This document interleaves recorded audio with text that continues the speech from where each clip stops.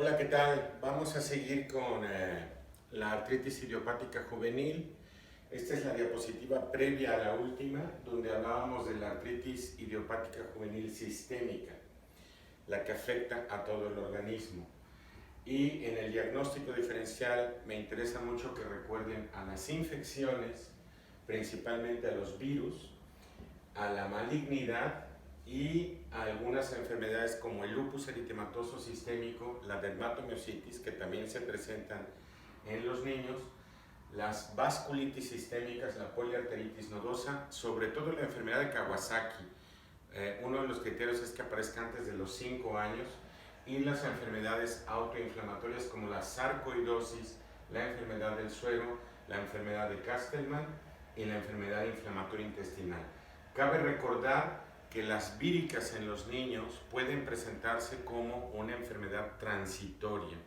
Por eso el diagnóstico diferencial y en ocasiones la interconsulta con el infectólogo pediatra es muy importante. Artritis idiopática juvenil oligoarticular, menos o igual a 4 articulaciones en los primeros 6 meses de la enfermedad. De aquí hay 2 subtipos: la oligoartritis persistente, máximo 4 articulaciones durante el curso de la enfermedad, y la oligoartritis extendida, que afecta a más de 4 articulaciones pasando estos primeros 6 meses. ¿Qué es lo característico? Que los reactantes de fase aguda y el crecimiento de estos chicos permanece normal, habitualmente no es erosiva, no es restrictiva, y el 75% de estos pacientes, pasando a la edad adulta, puede entrar en una cosa que se llama remisión.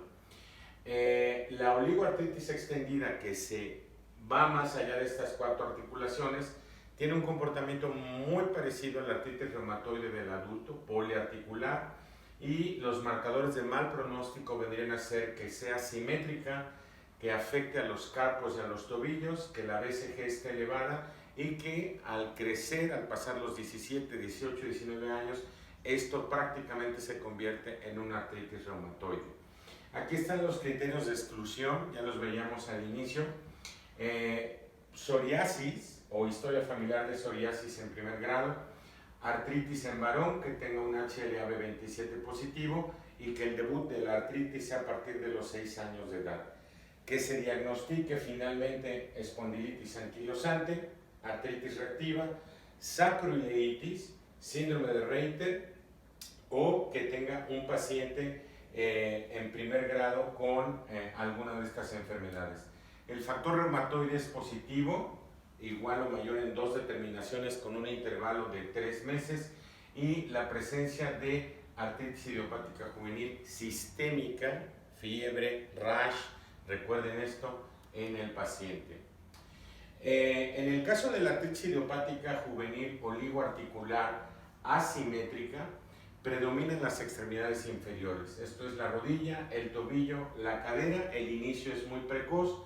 Las niñas suelen ser las más afectadas, y algo muy interesante que veremos en lupus es la presencia de anticuerpos antinucleares en el 70 o 80% de los casos. Existe un riesgo de uveitis anterior crónica, y esta es la subcategoría que tiene mayor riesgo, especialmente cuando esta uveitis está ligada a la presencia de estos anticuerpos. Aquí no hay una equivalencia en la edad adulta, y el paciente prototipo sería una niña menor de 6 años con ANAS positivos, con 1 a 4 articulaciones inflamadas, dolorosas, con hipersensibilidad. En el caso de la artritis idiopática juvenil poliarticular, esta se da en igual o más de 5 articulaciones en los primeros 6 meses de la enfermedad. Aquí hay 2 subtipos: la poliartritis con factor reumatoide positivo, que conforma el 20 al 30% de los pacientes, y la que es con factor reumatoide negativo. Los criterios de exclusión, parecidos a la diapositiva previa, son la psoriasis o historia familiar de psoriasis en primer grado, artritis en el varón, B27 positivo, debut de la artritis a partir de los 6 años de edad, el diagnóstico de espondilitis anquilosante y las condiciones que expliqué en la diapositiva previa, y la presencia de artritis idiopática juvenil sistémica en el paciente. Les recuerdo con esta diapositiva que les pido encarecidamente no compartirlo, es solamente para ustedes, tiene derechos reservados y por favor no la vayan a compartir, esto es muy importante.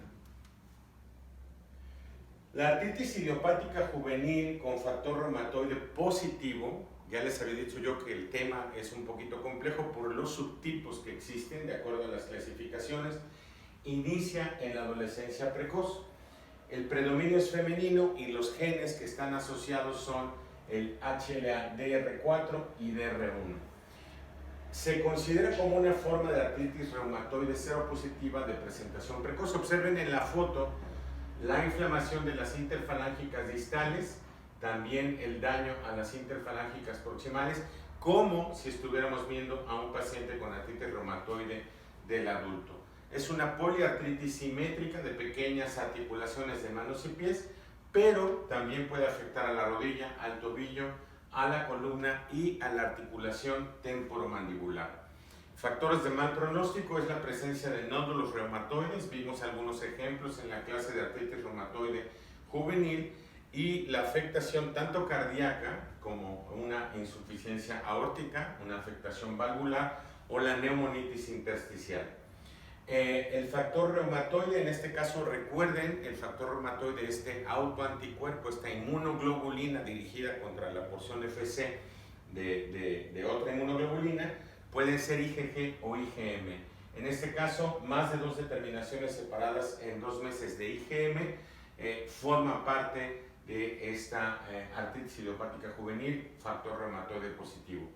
Los anti-PCC, los péptidos cíclicos citrulinados, al igual que en el adulto, suelen ser positivos.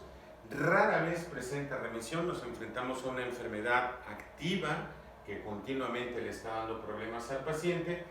Puede ser erosiva y hay deformidades articulares en forma precoz, lo que hace que esto implique un peor pronóstico.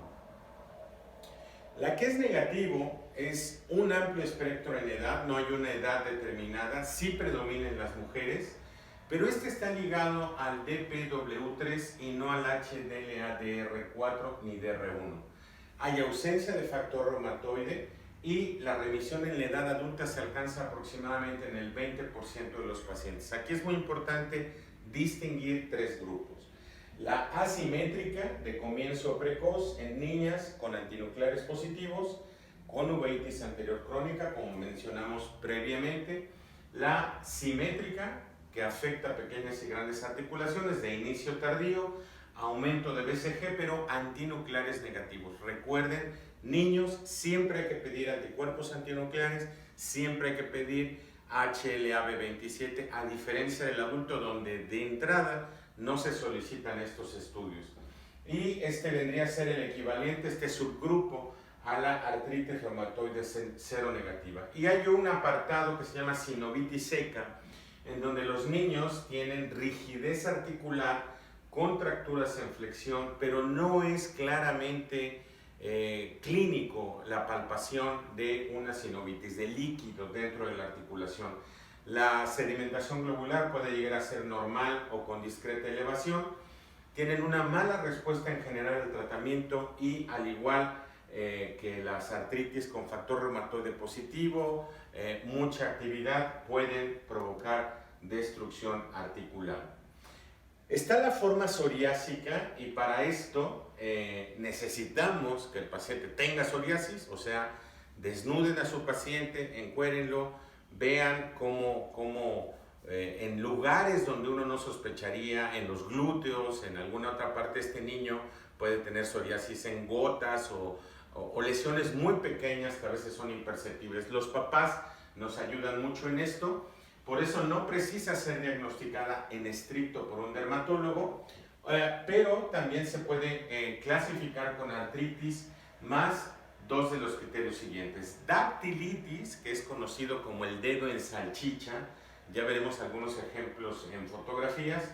La afectación ungueal, que se llama pitting o onicolisis, también se le puede llamar onicodistrofia, que se confunde mucho en la práctica clínica diaria con hongos, con onicomicosis, o el antecedente familiar de psoriasis en papás o en un hermano.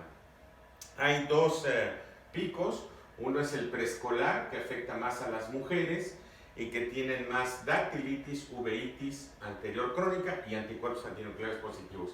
Y los de la adolescencia, que predominan en los hombres, menos frecuencia de lesiones psoriásicas, pero más entesitis. Recuerden el sitio de inserción de un ligamento, músculo, tendón al hueso, la entesis, que tenemos muchas entesis, es el sitio donde se inflama y puede doler. Aquí hay también sacroiliitis, un dolor bajo de espalda, no lumbalgia propiamente, un poco más abajo, y asociación con HLA-B27.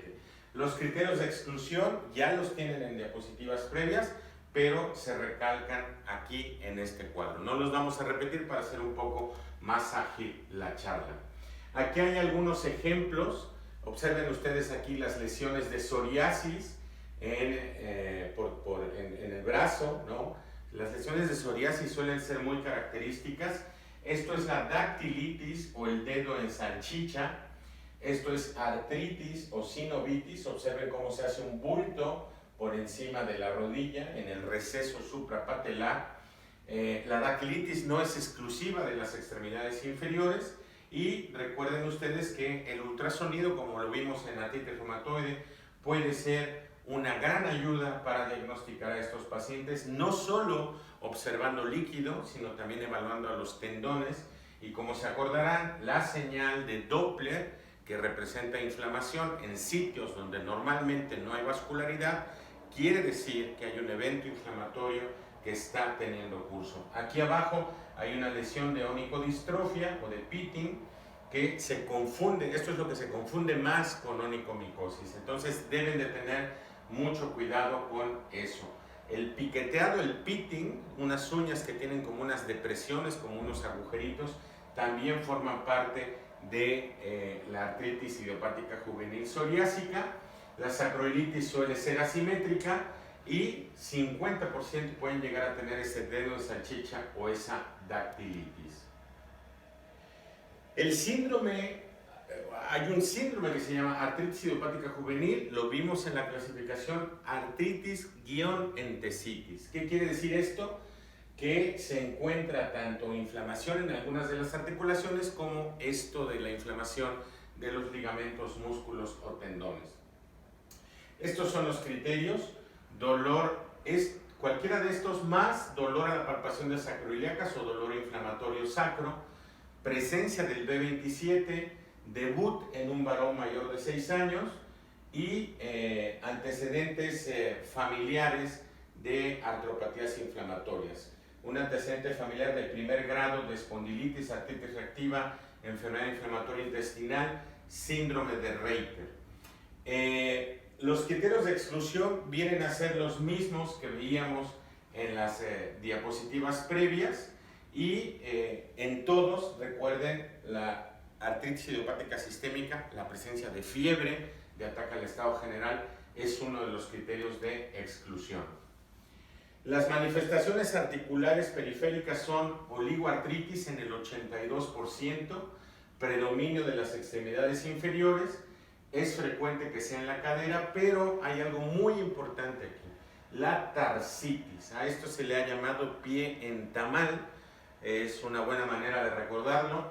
El pie en tamal, se ve inflamadita esta parte del tarso de los niños, sobre todo en el debut, en el inicio. 60-90% presentan entesitis. Y las entesis que predominan son la fascia plantar, el tendón de Aquiles, el rotuliano, y también esto puede ser una forma de inicio. El dedo de salchicha o la dactilitis es menos frecuente que en la psoriásica, y aquí vemos un paciente con un codo, con el tendón de Aquiles. El tendón de Aquiles está inflamado, aquí se puede ver claramente cómo está inflamado, y en el ultrasonido una bursa y el tendón de Aquiles muy inflamado. Esto representa entesitis. Hay manifestaciones articulares y hay manifestaciones axiales. Las axiales son las que afectan a la columna, desde la columna cervical hasta las sacroiliacas, y esto puede ser hasta en el 20 o 30% de los pacientes. Sacroileitis cuando se inicia en adolescentes, y la columna cervical puede producir fusiones de los arcos posteriores, sobre todo C1 y C2. El laboratorio no ayuda mucho, sobre todo en lactantes de fase aguda, pero el B27 sigue siendo un criterio diagnóstico. Las complicaciones de la artritis idiopática juvenil en general son uveitis, alteraciones en el crecimiento, sobre todo niños que pueden crecer de manera dispar, una pierna más que la otra. La articulación temporomandibular puede ocasionar micrognatia y el síndrome de activación macrofágica. Un apartado especial es la uveitis anterior crónica. La uveitis anterior crónica, en las diapositivas previas venía UAA, es uveitis anterior aguda. Aquí en la crónica, que puede ser una complicación, puede ser uni o bilateral, siempre es anterior. El inicio es insidioso, es el ojo rojo doloroso, pero lo que más llama la atención es la pérdida o la disminución de la agudeza visual. Los pacientes, niños sobre todo, que están con esta complicación suelen tener anticuerpos antinucleares positivos, y se sabe que hasta un tercio de los pacientes con oligoartritis en algún momento de la enfermedad desarrollará uveitis. La interconsulta con el oftalmólogo es obligada, siempre tiene que entrar el oftalmólogo. Hay oftalmólogos que se dedican solamente a uveitis como parte de una subespecialidad, pero también puede aparecer en pacientes con poliartritis, factor reumatoide negativo y artritis psoriásica con ANA positivo. La evolución puede ser crónica o recurrente, puede ser independiente de la actividad articular. No quiere decir que al tener uveitis, la enfermedad sistémica, la artritis, la entesitis estén activas. Puedes tener solamente uveitis y lo demás estar controlado.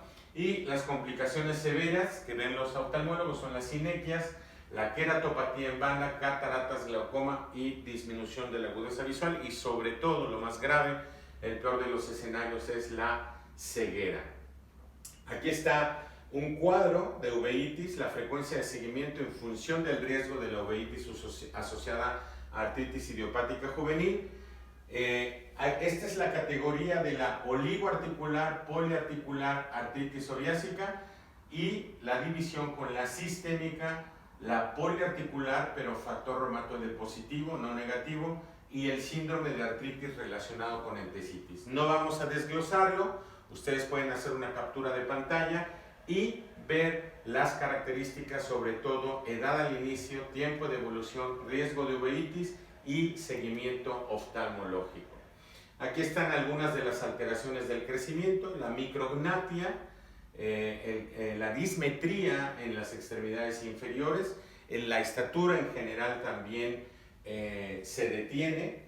Es muy frecuente en la sistémica y en la poliarticular, y además no solamente es la enfermedad, estamos dando a estos pacientes medicamentos como los esteroides, que pueden asociarse a una descalcificación, pueden asociarse a retraso en el crecimiento, pueden asociarse a infartos óseos, y el resultado final será una talla baja. El crecimiento articular aumentado en la articulación con la inflamación mantenida hace que una articulación crezca dispar, que una crezca digamos normal y que otra crezca a lo mejor solamente una parte de la epífisis del hueso. Ahí están los ejemplos de micrognatia y asimetría facial, y la menor densidad ósea se da por el uso de corticoides. Recuerden, ya veremos en osteoporosis, la osteoporosis secundaria el uso de corticoides, y los niños que normalmente se mueven mucho, la enfermedad los obliga a dejar de moverse, y con esto también se altera un ciclo muy importante en el desarrollo, en el crecimiento. El riesgo de fractura de estos niños no solamente puede, aumenta. Y bueno, les recuerdo esto, lo quiero recalcar, no compartir estas diapositivas. Tienen sponsors, tienen gente que patrocina esto y tienen derechos reservados. En el diagnóstico de esta enfermedad vamos a ver las pruebas complementarias. Ni siquiera el HLA o los antinucleares son pruebas específicas, Y lo importante es el diagnóstico diferencial. Infecciones, traumatismos, neoplasias, las síndromes autoinflamatorios, pero en general, quédense con esta idea. Pueden tener sedimentación globular elevada, proteína C reactiva elevada, aumento de la ferritina, leucocitosis, trombocitosis, que en este caso la trombocitosis se comporta como un reactante de fase aguda, anemia normo-normo y microcíticas si la evolución es prolongada. ANAS positivos, 30% de la población pediátrica sana es portadora. Este dato es importantísimo.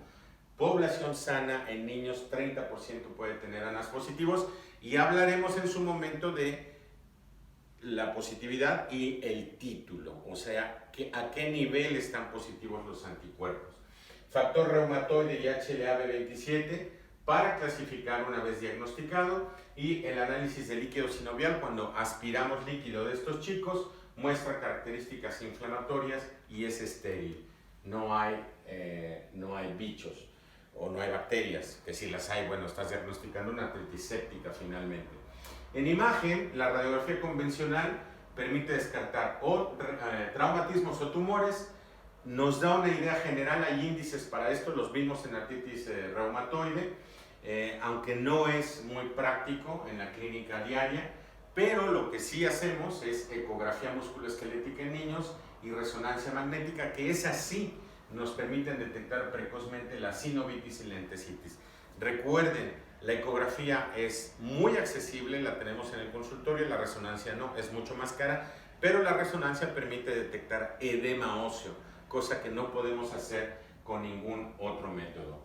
Aquí hay algunos ejemplos de ecografía musculoesquelética: sinovitis líquido, tenosinovitis líquido alrededor del tendón, bursitis por debajo de un tendón, irregularidad de la cabeza ósea, esto es una erosión, y este es otro ejemplo de tenosinovitis.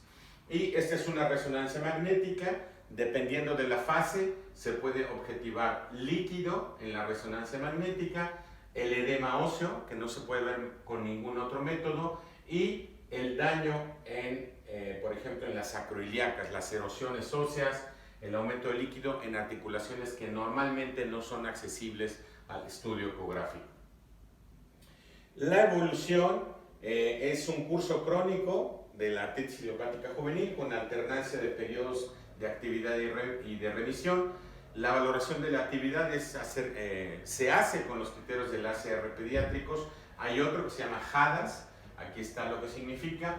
Y lo importante es que estos niños no manifiesten dolor, no tengan inflamación, fiebre, que no tengan daño en el ojo. La valoración del oftalmólogo continuo es muy importante. Una escala visual análoga por parte del médico y los reactantes de fase aguda normales.